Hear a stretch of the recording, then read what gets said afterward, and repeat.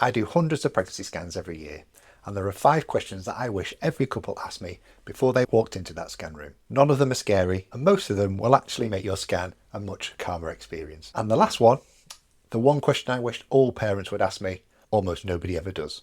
I'm Martin Marr, I'm a fetal medicine specialist, which is a fancy way of saying I spend hours every day looking at babies on ultrasound scan, and what I've noticed over thousands of cases is that most of the stress that couples feel as they walk into the scan room is completely avoidable. So today I'm going to give you the 5 things that I wish my friends and family would know before their first scan, whether that's the dating scan, the 12-week scan, or an early pregnancy scan, whichever comes sooner. But a quick favour before we start, if you're pregnant or you know somebody who's pregnant, please hit the subscribe button.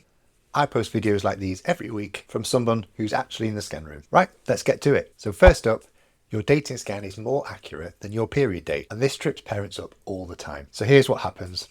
You find out you're pregnant, you work back, you figure out when your last period was, and you get a due date. And you start telling people, you start counting the weeks, and you build an entire mental picture and calendar around that due date. Then you have your dating scan. We measure the baby and we tell you, actually, you're 3 days behind what you thought, or 5 days ahead. Or sometimes it could be an entire week different. And for a lot of couples, that could be quite upsetting because they feel like something must have gone wrong. It hasn't. The truth is the date based on your period is just an estimate. And the date based on your scan measurement is the most accurate that we have in medicine, full stop. So when we adjust your due date, we're not telling you that something's wrong. We're just telling you that we've got better information than you had before. So trust the scan date. It's absolutely not 100%, but it's the best that we've got. And that's the date that your hospital will work with from now on. And it's the one that you should use too. Number 2, if your sonographer goes quiet in the scan room, it doesn't mean there's a problem. This is the biggest source of unnecessary anxiety in the scan room. So you come in for your scan, you lie down, the sonographer's quite chatty to start with, talking to you about your pregnancy,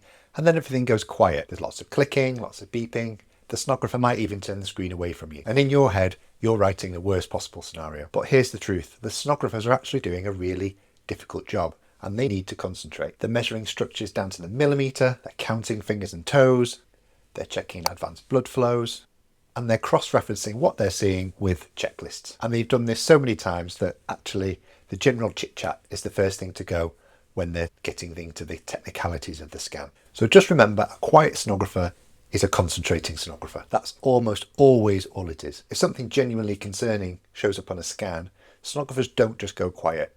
They go more gentle. The tone shifts, they start asking different questions. They might tell you that they want a second opinion or for a doctor to come in. So silence isn't always a warning sign. The warning sign is when the conversation changes, not when it stops. So next time you're on the scan couch and it all goes quiet, just let it because they're working. Okay, quick pause, because by now you're probably realizing there's quite a lot that parents don't know before they go into a scan. So I've put together a free first scan prep guide. It's a 1-page checklist of what to do before you scan, what to expect during it, and critically, the questions to ask before you leave the room. It's free, the link's in the description, and it takes about 10 seconds to grab. So why not? Right, let's get back to the list. So number 3, and this one's really important. A normal scan does not mean perfect baby. It means that everything that we could check today at this gestation looks normal. Those are 2 really different sentences, and here's why it matters. So your first dating scan, the scan between 18 and 14 weeks, is essentially checking 3 things. Is the pregnancy in the right place? Is there a heartbeat? And how many weeks along are you? That's the headline. It isn't, and this is what most parents miss, a comprehensive anatomy scan. We can't see most of the structural detail yet. So the brain isn't fully formed, the heart is essentially about the size of a grain of rice, and the kidneys haven't fully developed. The detailed anomaly scan, so the scan that checks all the baby's development and growth, happens at around about 20 weeks. And that's a different scan entirely. So when you walk out of your dating scan and you're told everything looks fine, that's great. But what it actually means is, so far, so good. It doesn't mean we've ruled everything out because we essentially haven't tried to yet. And I'm telling you this not to worry you. I'm telling you just so you're fully prepared for what the dating scan can actually do. I see parents all the time who have a anomaly discovered on their 20-week scan and they're purely devastated because they thought that their initial dating scan had ruled everything out and ensured that baby was well. It hadn't. And each scan checks different things at different stages. And knowing that is one of the most useful things for your own peace of mind. Okay, number 4, before you leave your scan, ask for your scan report. So most parents ask for a cute scan picture. Hardly anyone asks for the written report. And honestly, the report is the most useful document. The report is the bit that the sonographer wrote up after your scan had been completed. So it includes all the important information like what the sonographer measured, what the sonographer saw, any small findings that didn't reach the level of being a concern, but they were noted on the scan report. And if anything comes up later on in the pregnancy, like your 20-week scan or something with your specialist, your first scan report can be a really useful baseline. Most clinics will give it to you if you ask. Many won't volunteer it, so politely ask. Most of the time the answer will be, absolutely, here you go. Occasionally the answer might be, we'll email it to you or we'll send it to your GP. Either way, you know that document exists and you can access it when you need it. And if you can take one practical thing away from this video, that's it. Ask for your report. Okay, and finally, number 5. So this is the one question I wish most parents would ask. Almost every couple at the end of the scan asks the sonographer the same question. Is everything okay? And I completely understand why.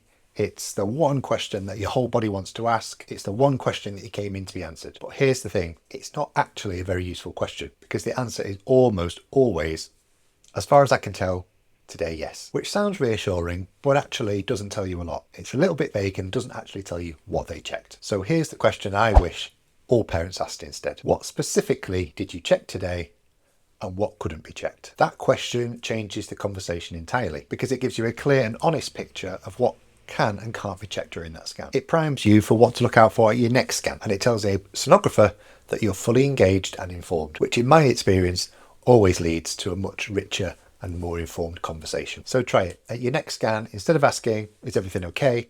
Ask the sonographer, what have you checked today and what couldn't you check? You'll walk out of that room with far more honest reassurance than you did if you'd asked the other question.